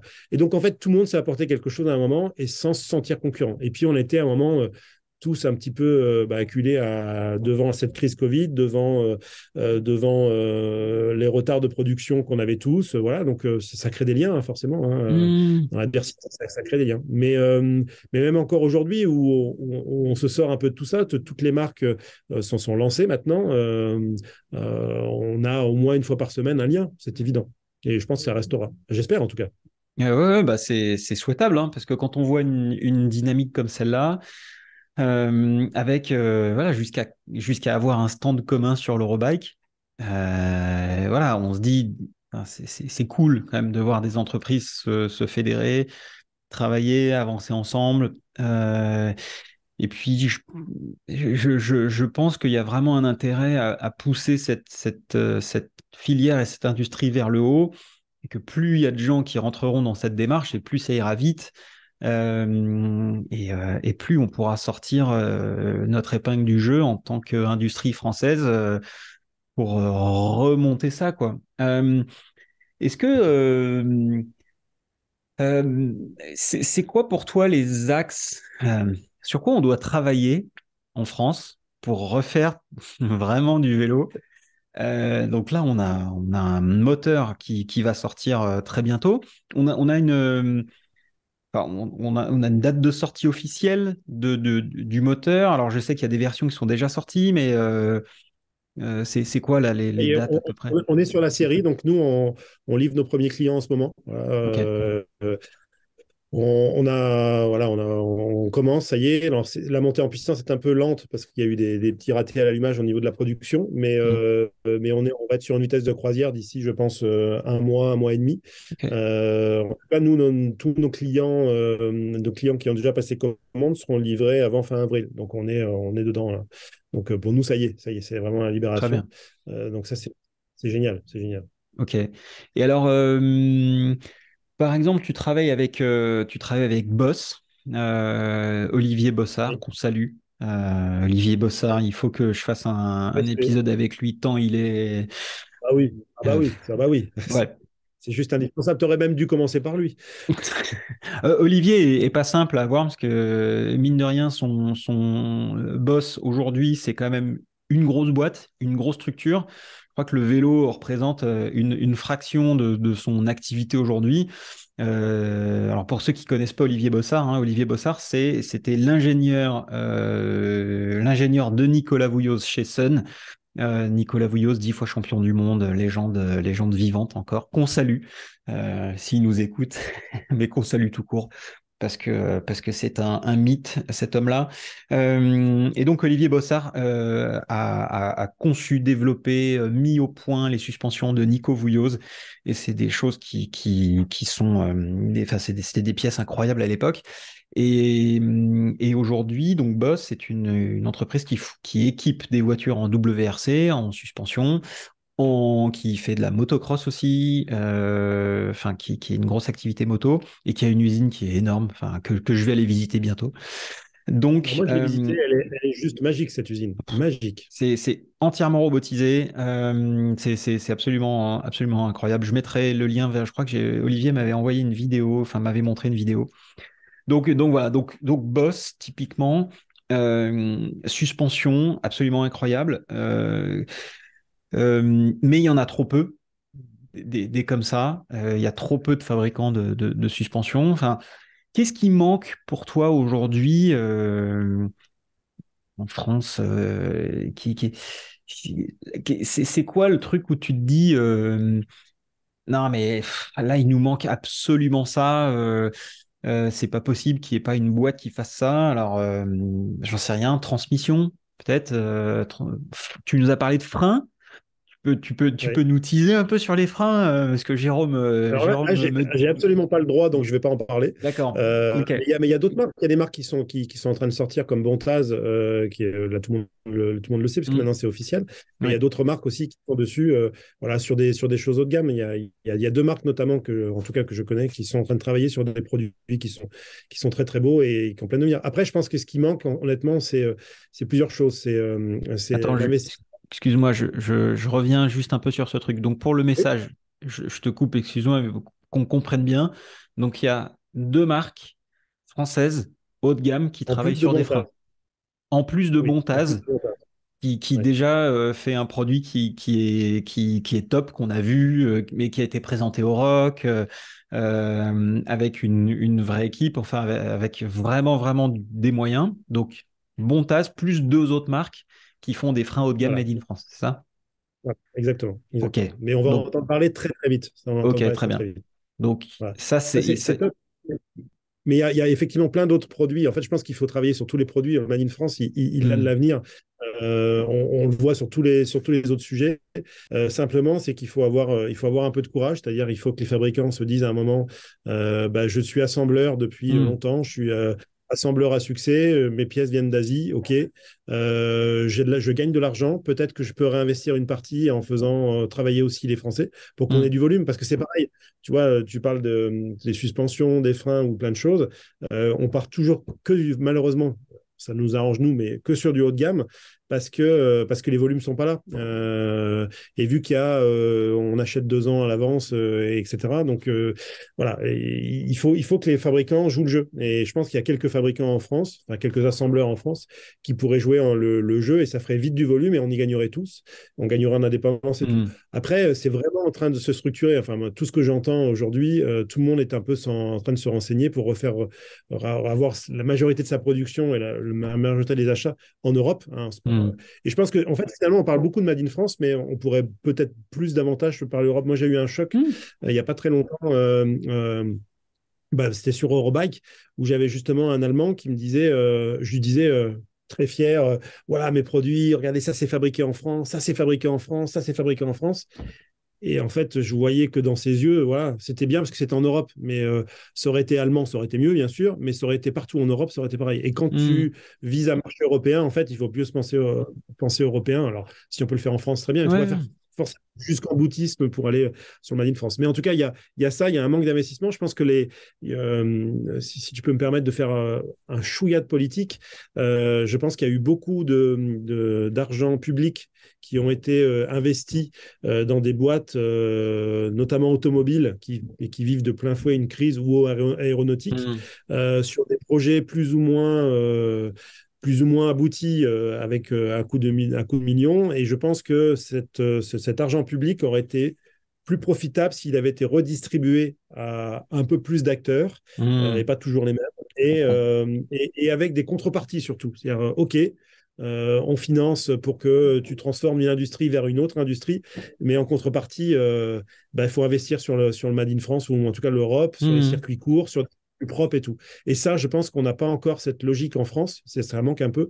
Il n'y a pas, je te donne quelque chose, mais en contrepartie, tu me dois quelque chose. Ouais. C'est trop, Mm. trop donnant que d'un côté et pas donnant-donnant. Voilà. Ouais. Voilà. Il aurait C'est fallu mon une avis. sorte de plan Marshall avec Exactement. effectivement des contreparties. On t'aide, mais par contre, tu développes ça, quoi.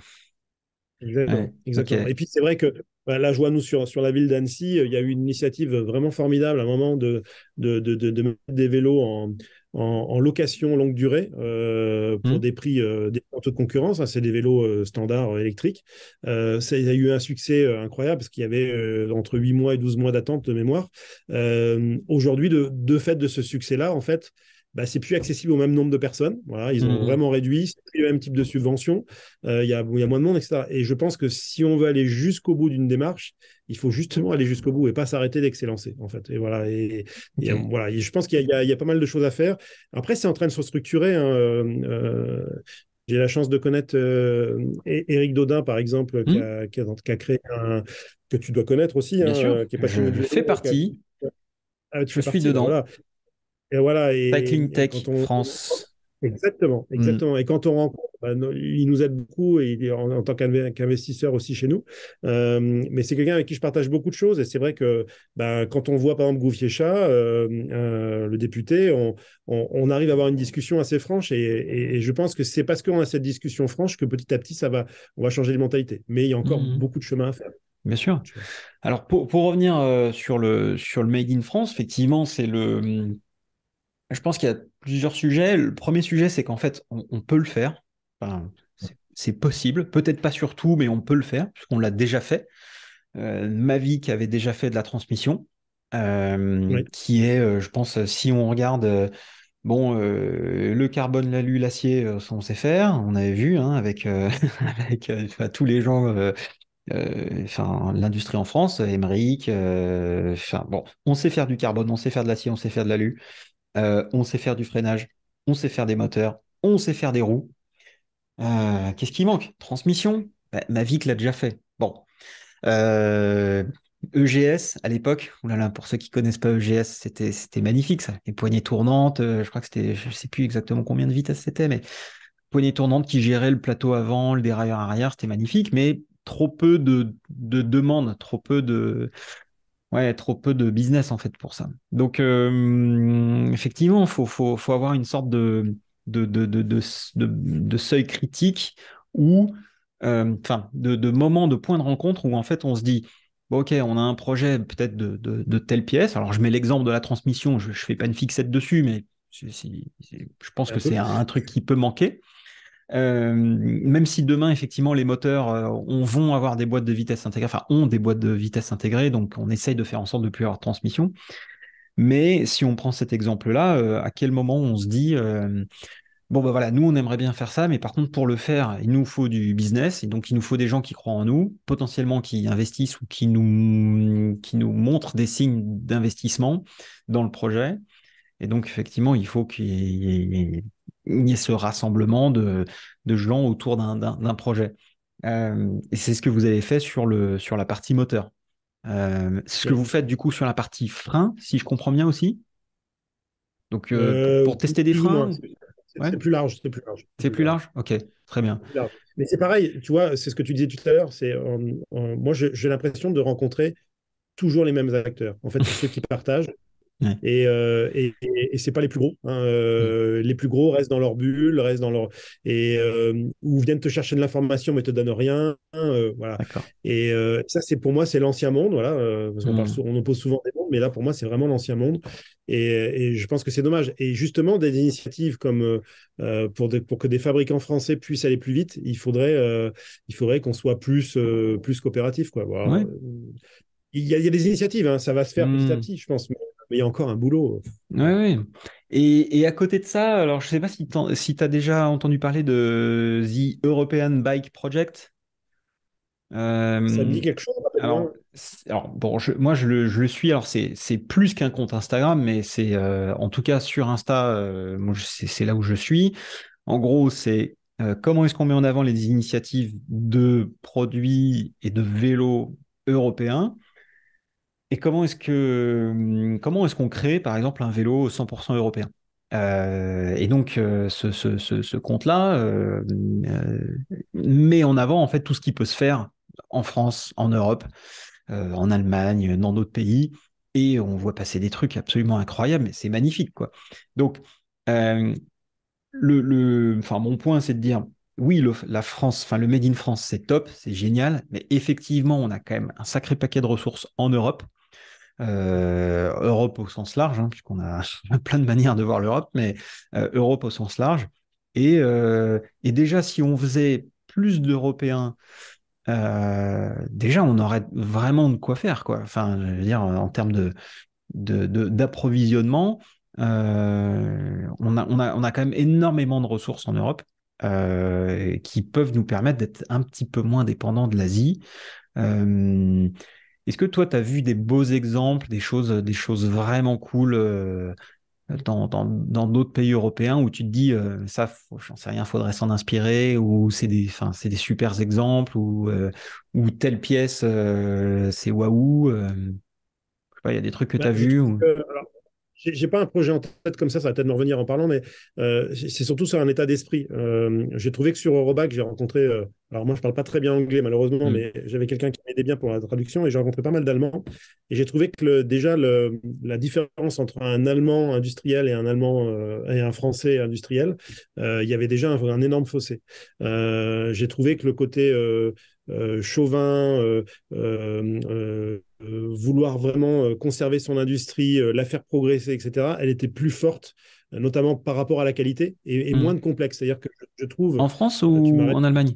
Ouais, en Allemagne, il y a plus il y a plus de valeurs comme ça, je trouve, qui sont D'accord. portées. Et en France, j'ai l'impression qu'on est un peu plus complexé. On Hmm. a une approche qui est souvent d'abord sur le prix, parce qu'on se dit, faut pas faire trop cher. Or, en fait, tu vois, la qualité allemande que tout le monde communique dessus, etc., quand tu es industriel allemand, en gros, ils ont fait les prix qu'il fallait et aujourd'hui, ils gagnent de l'argent. Si Hmm. tu prends l'exemple d'Alcatel, une vieille boîte que tu as dû connaître peut-être, Oui. limite, parce que tu es plus jeune que moi, quoi. Alcatel, ça a été une boîte incroyable. C'était la force vive de la France. Et en fait, Alcatel se positionnait essentiellement, ils avaient plein d'innovations, mais ils se positionnaient essentiellement sur le marché, sur le prix. Et en fait, c'est pas le prix. En fait, vu qu'ils avaient quelque chose d'autre avant, ils auraient pu vendre ça. Et Hmm. alors que les concurrents ne le faisaient pas. Et je trouve que dans le vélo, Donc, tous ceux que j'ai rencontrés, j'ai trouvé que, notamment les Allemands, étaient plus offensifs sur oui, on peut industrialiser en Allemagne, on peut fabriquer en Allemagne et ça pose pas de problème.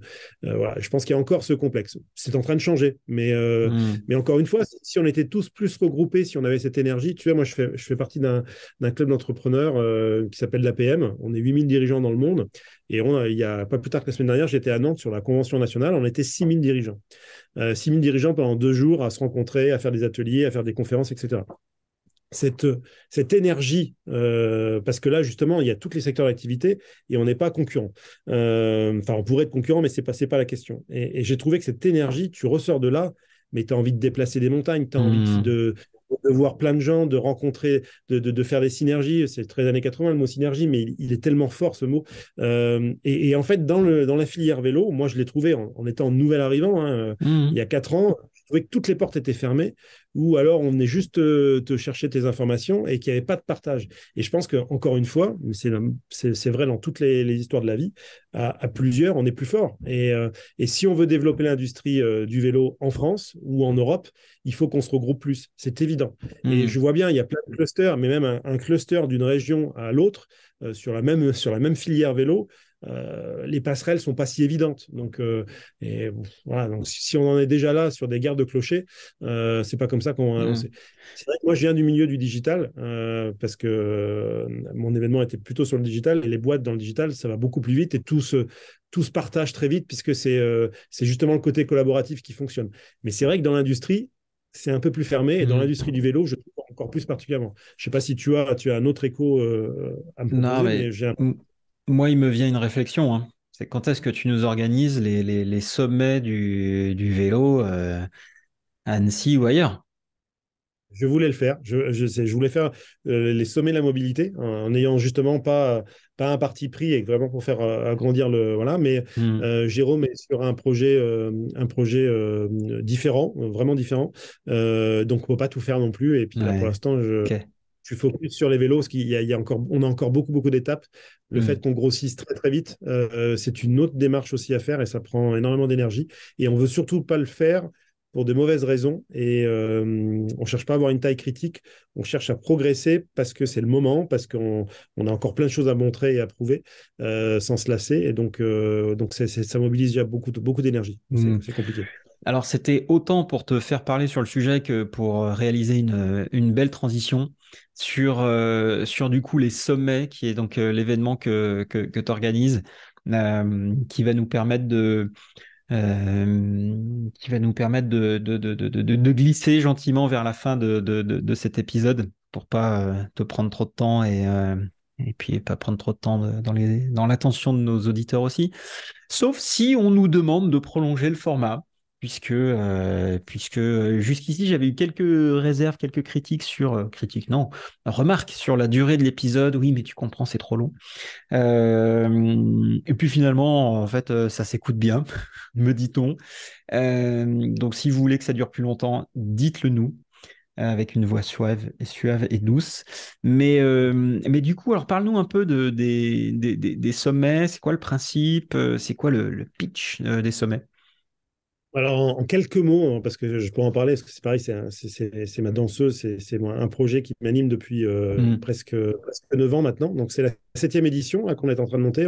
Alors, ça se passe en montagne. Il y a eu on est redescendu un moment sur Annecy, mais c'était toujours été en montagne. Hmm. Là, on est à Méribel cette année et l'idée, c'est de regrouper 350 décideurs de tout secteur d'activité qui ont envie de vivre une expérience pendant 3 jours, parce que ça dure 3 jours, donc c'est un Hmm. format long.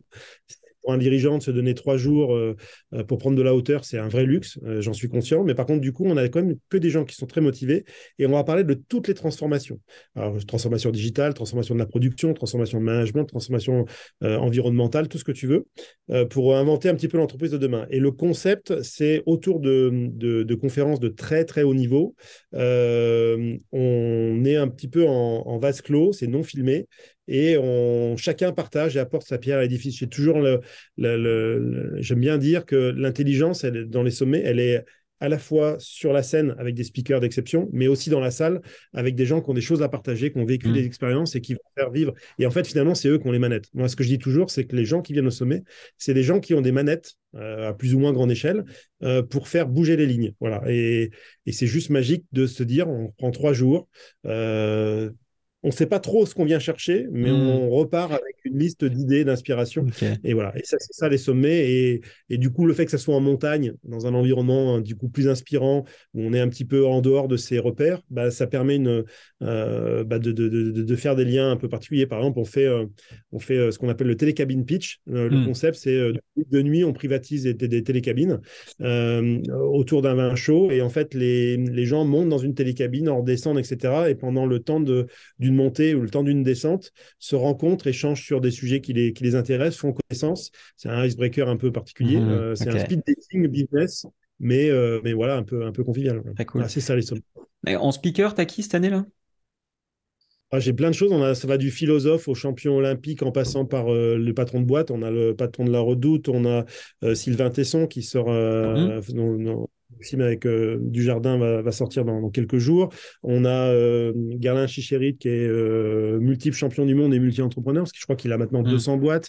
On a, on a, on a Brune Poisson d'accord. Voilà, on a plein de gens. On a même des comiques. On a Thomas Wiesel, le Suisse, hein, fait bien rire.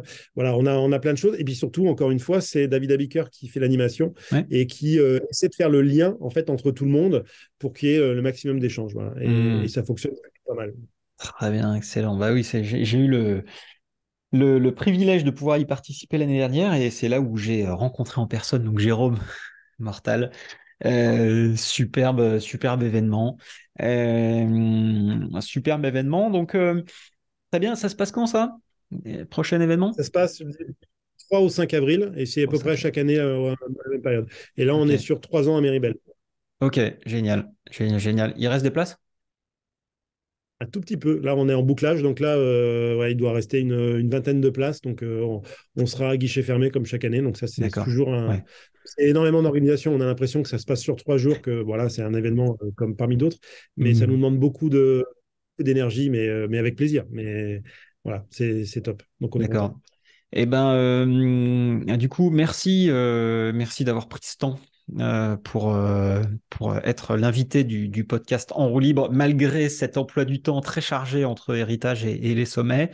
Euh, du coup, les événements sur lesquels on te voit cette année, à part les sommets, il y a une tournée avec des rockstars de prévu. Alors, C'est quoi? Où est-ce qu'on te voit? de mémoire, on a un gros stand à Pro Days, on est Ouais. sur Eurobike, on est sur Vélo Vert Festival, et avec Valeo, on sera sur pas mal de. On est la semaine prochaine à Taipei, Ouh. on est en Espagne, on est un peu partout. Enfin, on fait pas on fait surtout des événements professionnels plus Ouais. que grand public, et Ok. avec voilà, on sera sur Rock d'Azur, je pense aussi. Voilà. Hmm. Très bien. Ouais. Ok. L'idée, c'est Génial. aussi de rencontrer nos clients et puis de faire tester parce que franchement, tester un VTT, tu l'as fait, hein, un VTT sans dérailleur, bah, c'est quand même nouveau quand même. Là, pour le coup, Hmm. on est sur une innovation. Après, Bien t'aimes ou sûr. t'aimes pas, mais Ouais, on ouais. est sur une vraie innovation. Et je pense qu'il n'y a rien de mieux que de le tester pour se faire sa propre opinion. D'ailleurs, j'ai hâte de tester la nouvelle version du vélo, puisque j'ai eu la chance de tester la pré-série l'année dernière. J'ai hâte de tester ça en exclu pour faire une belle vidéo, pour pouvoir Bah, faire écoute, la V2 du ressenti. Quand on est-ce va qu'on prendre fait ça? rendez-vous. On va Quand prendre est-ce qu'on... rendez-vous. Moi, Ouais. d'ici 15 jours, 3 semaines, tu viens voler dans le coin, non, bientôt, non? Ouais, je vais venir là. Je vais venir fin du mois d'avril, là. Fin du mois de mars, pardon. Fin du mois de mars. Eh ben, on essaie de se goupiller ça. On va faire un truc. Génial. Alors, où est-ce qu'on te voit, où est-ce qu'on te suit? Insta, LinkedIn. euh, C'est surtout LinkedIn. LinkedIn, LinkedIn, ouais. clairement, c'est là où je suis le plus présent. Voilà. Mais Ok. je suis aussi sur Facebook. Mais Facebook, c'est le truc des vieux. Donc, Oui. Non, mais ok. Génial. Bah écoute, que dire? Alors, moi, je te Euh, dis quelque chose, c'est bravo pour ce que tu fais, parce que je te commence à te connaître un peu. Je sais que tu es quelqu'un de passionné aussi, et c'est pour ça que, comme tu disais que c'était une belle rencontre, je me permets de dire que c'était aussi une belle rencontre pour moi. Et bravo pour ce que tu fais, parce que tes podcasts sont bien, sont super. Et puis je sais que tu es quelqu'un qui met des tripes dans ce que tu fais, et donc du coup, ça se ressent, on sent cette sincérité. Le côté j'aime ou j'aime pas d'Antoine, il est connu, et ça, c'est bien, ça fait du bien dans l'écosystème. Et puis je voulais te remercier pour l'invitation, parce que c'est vraiment un honneur d'être dans ton émission. Eh ben, écoute, honneur partagé. Je dois dire qu'effectivement, je te remercie pour tout ça. Ça me fait très plaisir. Très plaisir surtout parce qu'en fait, le plaisir est d'autant plus fort que, bah, en fait, j'aurais jamais pensé que ça serait aussi cool de mettre en avant des gens. J'aurais jamais pensé que ce serait aussi cool de faire un contenu un contenu pour parler des autres. Puisqu'en fait, non, mais c'est marrant parce que, tu vois, on est sur Insta, sur YouTube, machin, bah, c'est moi, je.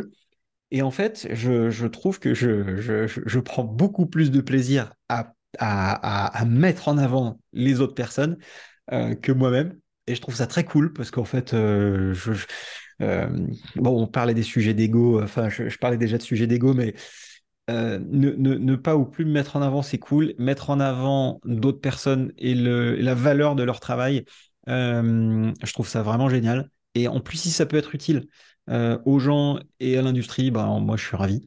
Donc voilà, on est parti sur un épisode par semaine. Il y a suffisamment de gens dans cette industrie pour faire un podcast pendant les 15 prochaines années. Et voilà. Donc bon voilà, je suis ravi de faire ça. J'espère effectivement que ça se voit. Apparemment, c'est le cas. Donc on va continuer avec vos encouragements et sous vos applaudissements, comme disait l'ami Jacques. Merci beaucoup, Xavier. Merci. Un grand plaisir de t'avoir eu. Voilà, à chaque fois qu'on se parle, c'est toujours pareil. Mais là, c'est pour un podcast. Donc, merci beaucoup. Merci à vous qui nous avez écoutés. Et puis on vous dit bah, à très bientôt, à la semaine prochaine. Et puis à toi, Xavier, à très vite. On se check pour la Pour le suite. test.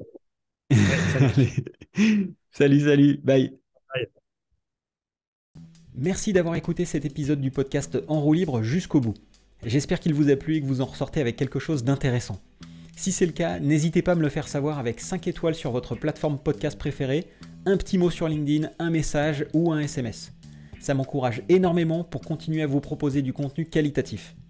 Et si vous pensez que ce podcast peut intéresser quelqu'un, n'hésitez pas à lui partager le lien vers cet épisode. Je suis Antoine Taillefer, vous avez écouté En roue libre, le podcast qui affûte votre connaissance du monde du vélo. Et si ce n'est pas déjà le cas, vous pouvez vous remettre à pédaler.